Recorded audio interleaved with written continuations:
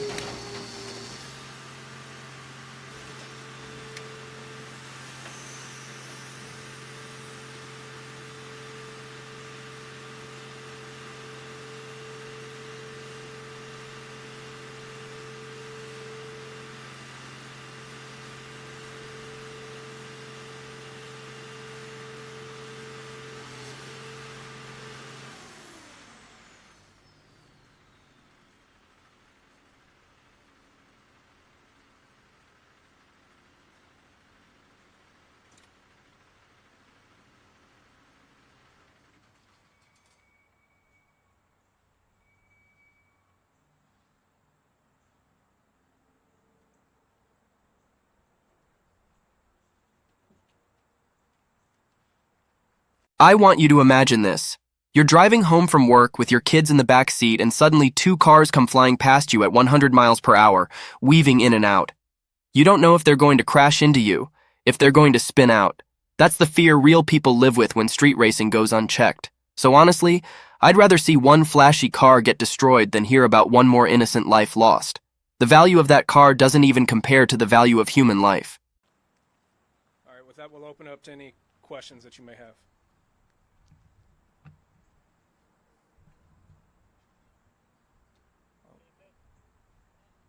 I think it sends a message. You're not going to get your car back if you participate in this type of behavior.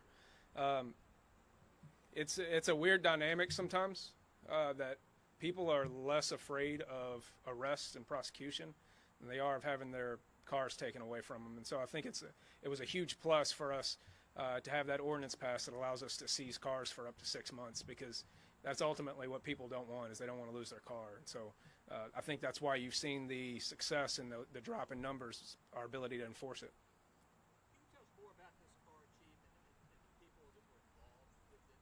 So this is the question was more about this car and the people involved in it. It's really actually a convoluted story, because the owner of the car, I believe, was not prosecuted because he did not know originally that it was the product of a bunch of different stolen parts. And this car was seized ultimately at Street Rod Nationals last year.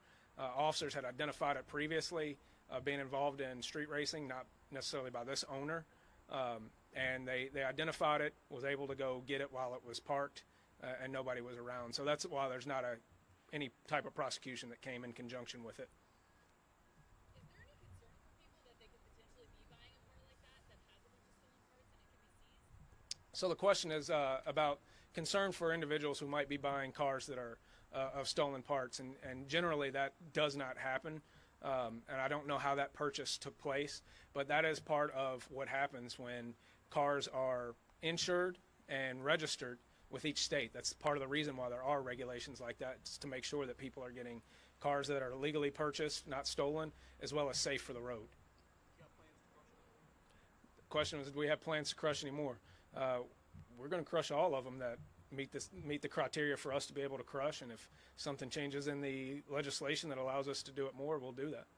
So yeah, I fully support what Mayor Greenberg did. Crushing that Hellcat Durango wasn't about wasting money or flexing political power. It was about making a bold statement. Louisville cares more about safety than speed, and more about protecting lives than protecting someone's illegal toy. And if this makes even one street racer think twice before showing off on public roads, then it worked. To me, this isn't just about Louisville. This is a message for every city. Street racing doesn't belong on our roads. If you want speed, take it to a track. But if you endanger others, you should expect real consequences. Even if that means watching your precious car get flattened into scrap metal. So, hats off to Mayor Greenberg. This was the right move, and I hope other cities follow his lead. But in all honesty, most of these cars are pretty nice. I would rather seize them and put them in our fleet or sell them to the public so that we can use those resources in enforcement actions. I don't have the exact stats on how often we crush cars or how many cars we crush, but we both auction cars and recycle cars every 2 weeks, and we can get you the numbers on how many we've done so far this year. So what becomes of it now? So this car will go on to recycling. All of these cars that are crushed are ultimately recycled and sold for scrap to be reused.